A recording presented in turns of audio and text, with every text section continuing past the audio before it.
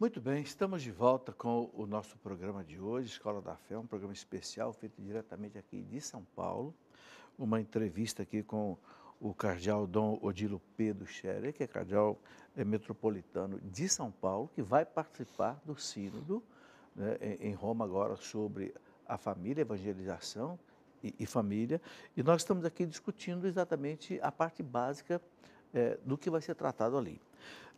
No item 2, do que foi selecionado para ser discutido e ser tratado, com pontos importantes, cardeal, está aí a pastoral da família diante dos novos desafios. Realmente, a família hoje está diante de novos, o mundo evoluiu muito nesses 30 últimos anos, né? Então, eu queria que o senhor fosse explicando um pouco desses desafios que vão aparecer, por exemplo, aqui fala, por exemplo, da fraqueza da figura paterna, fragmentação devido a divórcios, separações. Eu queria que o senhor fosse explanando, então, para nós esse item 2 da maneira que o senhor achar melhor, desdobrando esses pontos. A segunda parte, né, do instrumento de trabalho, de fato, se ocupa com a pastoral da família diante das novas questões, dos desafios que hoje a família enfrenta. E são tantos os desafios, entre eles nós poderíamos pegar, por exemplo, a questão da crise de fé em relação à própria família, né? A família desacreditada, digamos assim. O que vem a ser um problema pastoral muito sério. A igreja precisa trabalhar isso, portanto, para que seja apresentado o verdadeiro valor da família, a possibilidade de um novo apreço em relação à família, por exemplo, com os jovens, né? E é muito sintomático como cada vez menos jovens procuram o casamento. E não só o casamento religioso, mas também o casamento civil. Em muitos países, a maioria dos jovens não querem mais casar de nenhuma forma. E aqui no Brasil nós não é que estamos muito longe disso. Há muitas situações também de jovens que não pensam mais em casar, de simplesmente conviver, e às vezes até nem de conviver, né, de viver singles, né, e ocasionalmente se encontram, né, mas, digamos assim, o pouco apreço ao casamento, por muitas razões. Alguns até dizem que casar é muito caro, né? Casar é uma burocracia danada. Casar é um risco de você perder muito dinheiro, porque você casando, depois, se acontece de ter que desfazer o casamento, é tudo muito caro. Então, é melhor não fazer para não acontecer, não ter nenhum risco. Afinal, há uma série de circunstâncias que fazem com que se ponha o casamento realmente em dúvida, em jogo, vale a pena casar. A igreja continua dizendo, vale sim a pena casar. Não colocar demais valor em coisas secundárias, por exemplo, casar é caro. Depende de quanta festa você queira fazer, né? O casamento não precisa ser caro, né? O casamento é um risco. Bom, por que seria um risco? Casa firme, com o desejo de viver casados, né? E vai por aí. Então, há todo um trabalho de pastoral familiar para também desfazer uma série de mitos em relação ao casamento, né? Você sabe que em alguma parte do Brasil existe um mito de que casar dá azar, né? Casar dá azar. É melhor não casar, viver junto sem casar, porque casando dá azar. Existe em alguma região. Portanto, são certos mitos que estão enraizados em certos âmbitos, certas culturas, que precisam ser trabalhados também pastoralmente. Depois, existem naturalmente as crises internas de relações dentro da própria família, né? Hoje é muito difícil ainda conseguir falar de autoridade paterna ou materna. Tudo isso está posto muito em crise. Que tipo de autoridade? Os pais ainda podem educar, a questão da relação entre gerações, né? Entre jovens, adultos e idosos, né? A relação entre as gerações muitas vezes se complica bastante, perdeu-se muito aquele laço natural entre as gerações, por várias razões, naturalmente culturais, de evolução dos nossos tempos. Por outro lado, nós temos famílias que são destroçadas, que vivem os impactos gerados pelos conflitos de guerras, de pobreza, de miséria extrema, de crises econômicas. Então, há muitas famílias que talvez nós aqui não sentimos tanto, mas nós poderíamos também nos questionar, por exemplo, todos esses haitianos, os africanos, os asiáticos que estão vindo ao Brasil nesses últimos tempos. Será que eles têm família lá? Muitos deles certamente têm, mas estão vindo para cá procurando trabalho, outros procuram refúgio. Mas como é que fica a situação familiar deles? Eles são, de alguma forma, vítimas de uma situação de conflitos, né? Ou de misérias que rebenta a família deles, né? Isso é a situação de muitíssima gente no mundo. A quantidade de migrantes forçados por causa das questões de guerra, de trabalho, é muito grande no mundo hoje. Depois tem as situações familiares difíceis, que chamam mais atenção hoje, por exemplo, a questão das segundas uniões, terceiras uniões, que atingem também casais católicos em grande quantidade e que gostariam, eventualmente, de regularizar uma segunda união, uma terceira união, enquanto a igreja, naturalmente, não pode aceitar um divórcio, mas por isso se põe a questão justamente de verificar se aquele primeiro casamento foi verdadeiro, não foi verdadeiro, se houve uma situação de nulidade, por exemplo. Então, tudo isso vai ocupar também o trabalho do sínodo. E para falar de mais uma questão muito atual e muito conflitiva, enfim, muito problemática, é a questão das uniões de pessoas do mesmo sexo, né? Até há pouco, o casamento era casamento entre pessoas de sexos diferentes. E no conceito normal, casamento é isso mesmo, né? Entre pessoas de sexos diferentes. Mas quer-se cada vez mais fazer valer, né, o conceito de casamento também, de família, de casal, para uniões de pessoas do mesmo sexo. Como se colocar diante disso? Depois, para a questão da vida interna da igreja. Bom, pessoas que vivem tais situações querem ainda participar da igreja, querem muitas vezes adotar crianças e também batizar as crianças, né? Ou são escolhidos para padrinhos, né, de batismo ou testemunhos de casamento. Como a igreja se coloca diante dessas questões? De modo que nós temos aí muitas questões que naturalmente vão fazer refletir no sínodo. Dom Odilo, a gente viu, logo que saiu a notícia de que o Papa ia convocar esse sínodo, né? A imprensa explorou muito esses pontos, né? Casais de segunda união, não poder participar do sacramento e união de pessoas, casamento de pessoas do mesmo sexo e tal. E até teve gente que começou a achar que o Papa ia liberar essas coisas aí, né? Como é que o senhor viu isso? Como é que o senhor vê que isso vai ser tratado no sínodo? Então, que isso vai ser tratado no sínodo, vai, porque a igreja quer se colocar de maneira aberta e digamos assim, realista diante das situações vividas pelas famílias, pelas pessoas, e por isso não é o caso de passar ao largo como se isso não existisse. Sim. Então, vai se refletir... É um fato real. É um fato real. E que envolve muita gente, né? Envolve muita gente. Depois, a interpretação que foi dada a alguma palavra do Papa, certamente, foram interpretações apressadas, porque o Papa em nenhum momento disse, por exemplo, de aceitar o divórcio ou fazer o divórcio, o que implicaria justamente se o Papa aceitasse uma segunda união, uma terceira união como regular, seria aceitar o divórcio. Isso o Papa nunca falou e nem vai fazer. Por outro lado, também a questão da união de duas pessoas do mesmo sexo, como se fosse um casamento, o Papa nunca falou isso. O Papa falou do respeito em relação aos homossexuais e da não agressão, e só Deus é quem julga, mas o Papa nunca falou que, de alguma forma, isso significa, então, nós devemos dizer que tudo está bem. O Papa não falou isso. Agora, existe uma questão, uma realidade, que isso sim, o sínodo é chamado a fazer e a responder. Isto é, há tantas situações problemáticas que as pessoas vivem, os casais vivem, o contexto da família vive.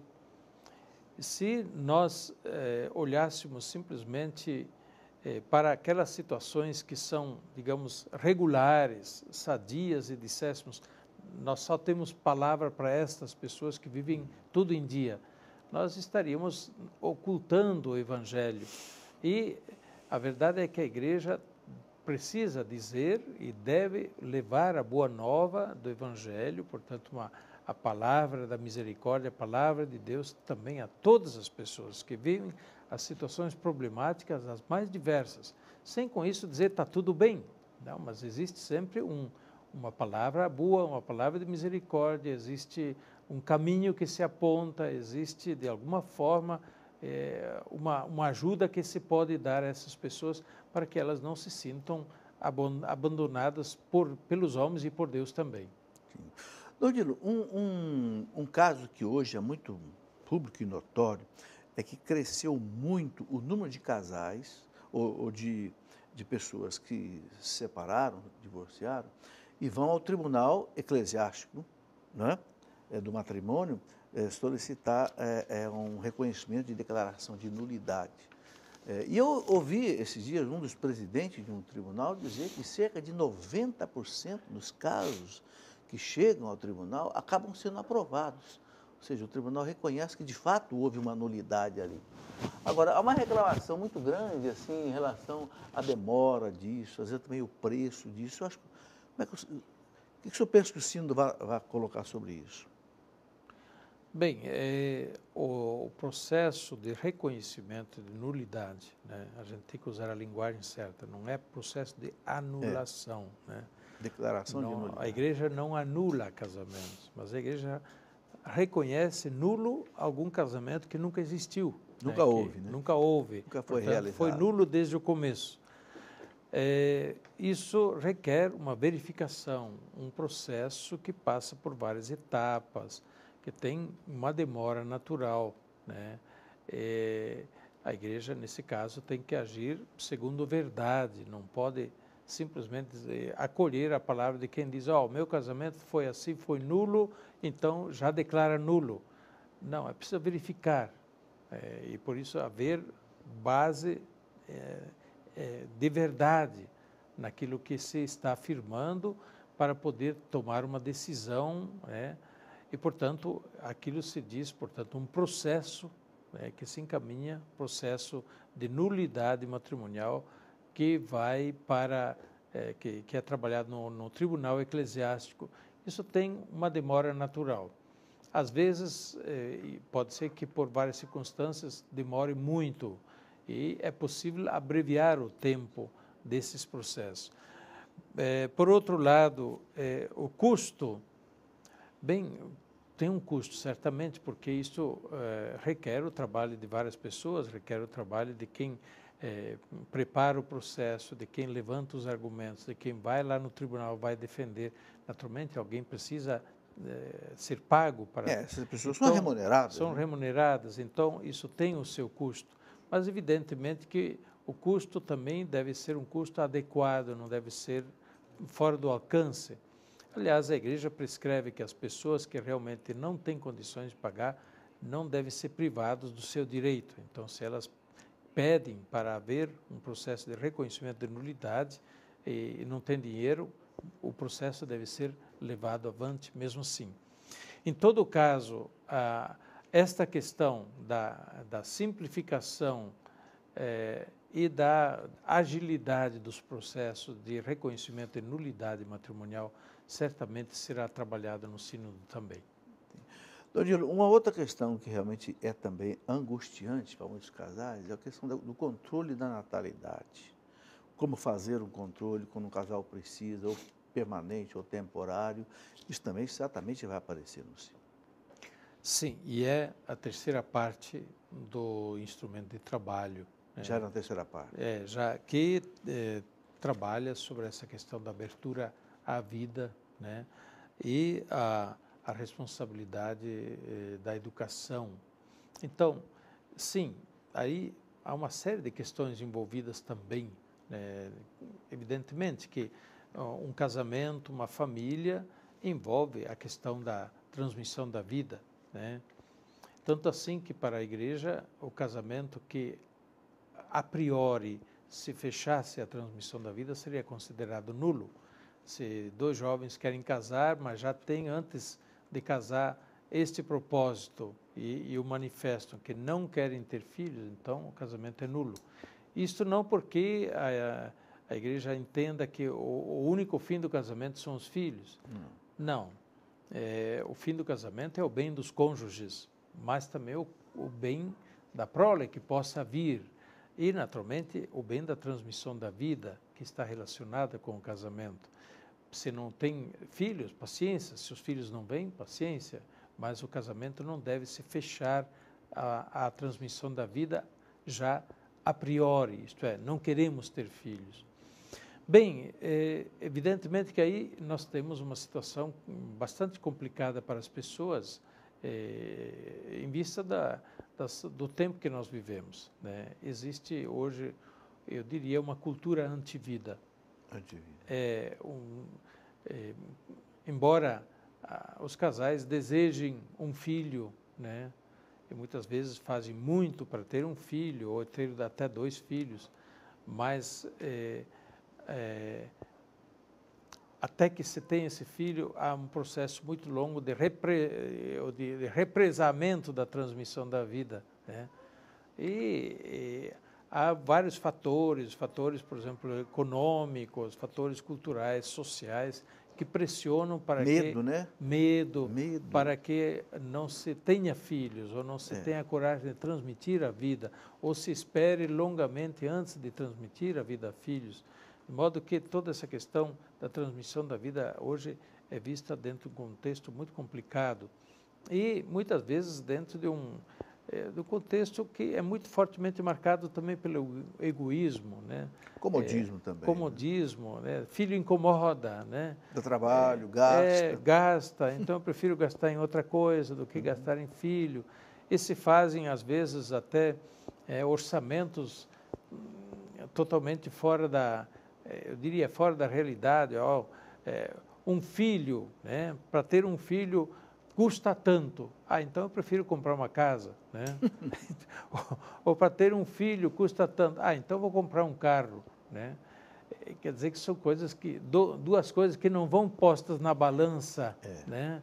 Para dizer uma coisa vale a outra. Ter um filho é outra coisa do que comprar uma casa ou comprar um carro, né? Não deve ser feito o mesmo cálculo econômico. É claro que ter filho é preciso tê-los com responsabilidade, não há dúvida, e por isso os casais também são convidados a justamente se confrontar com essa questão da transmissão da vida com responsabilidade, tendo os filhos também acolhê-los de fato com amor, educando-os e dando-lhes aquilo que é justo que os filhos recebam dos pais. Agora, tem o lado oposto, Dom Odilo, que é o casal que quer ter filho e não consegue. Né? Os documentos da igreja deixam claro, a Donum Vitae, o catecismo da igreja fala bem claro que a igreja não aceita a inseminação artificial porque considera que o ato fundante da vida é exatamente esse ato de amor do casal, o ato sexual que gera a criança, a paternidade do pai, da mãe. Eu acho que isso também poderá ser objeto de estudo ou não? É uma questão encerrada? Ou poderá vir alguma luz? Não me parece que esteja na pauta desta Assembleia do Sínodo, né? porque é uma questão evidentemente, mais técnica também, do ponto de vista também da teologia moral, e mesmo doutrinal, né? Uma questão de teologia moral e também de antropologia, né? Não me parece que isso esteja, embora possa aparecer também isso dentro das discussões do Sínodo, mas é claro que é uma questão hoje posta da mesma forma, porque é uma realidade que digamos assim, a fecundação artificial, a fecundação in vitro para depois o implante do embrião, a questão da barriga de aluguel, estão muito em voga hoje, muito, né? Muito em voga. E que posição tomar Não, e há um em relação a comércio isso? hoje, Há né? um verdadeiro comércio de... As clínicas de fertilidade estão cobrando nos Estados Unidos 20, 30 mil dólares para fazer, às vezes, uma inseminação e o casal poder escolher o tipo de criança, cor de cabelo, cor de olhos e tal. É uma coisa complicada. Aqui é o caso de dizer aquilo que é um princípio fundamental na moral e na ética. Nem tudo aquilo que se consegue fazer é lícito Na fazer. ciência, né? Então, a ciência consegue fazer muita coisa hoje. A técnica consegue fazer muita coisa, mas não é lícito fazer. Porque com o ser humano não se pode, não se deve brincar, né? Para fazer o ser humano simplesmente como se fosse um objeto que eu fabrico segundo o meu gosto, o meu desejo. Então, o ser humano é sempre um dom, é um ser único, irrepetível, ele não pode ser objeto de posse de ninguém. E, por isso, a Igreja continua sustentando essa posição, que é a melhor forma de acolher o ser humano no contexto do amor responsável, do casal que gera e do casal que acolhe, que dá o afeto, que humanamente, não friamente, através de meios técnicos, dá origem à vida e depois também sustenta a vida. E mesmo porque se gera muito problema com isso, né? Eu tenho visto vários artigos, os escândalos da proveta, né?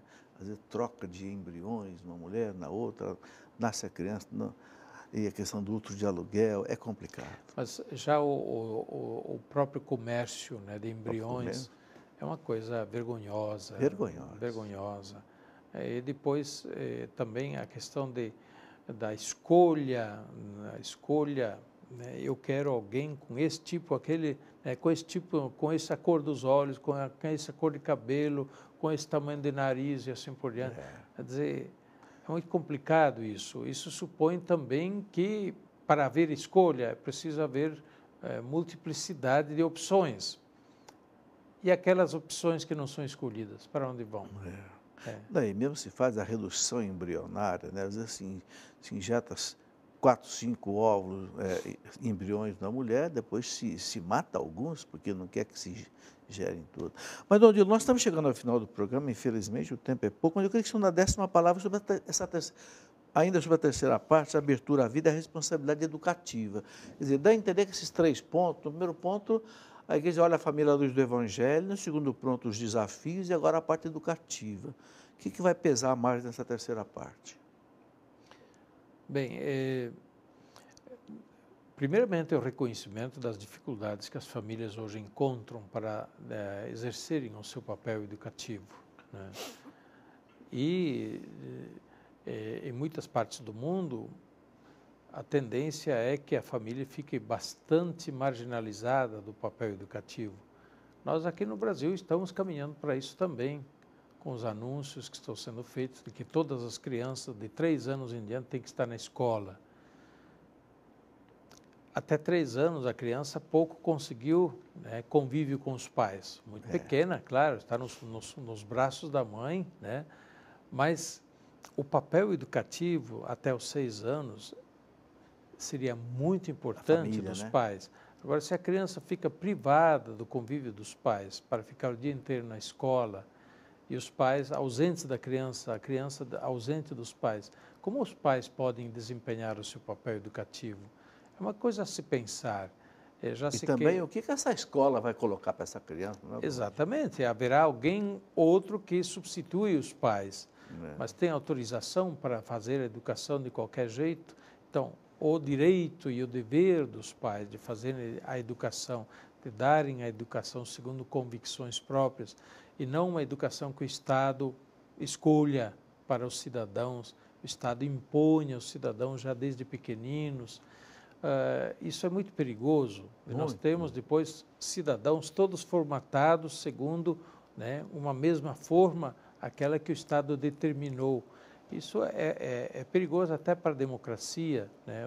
E se cai facilmente no totalitarismo ou então em qualquer tipo de manipulação dos indivíduos por conta da ideologia dominante.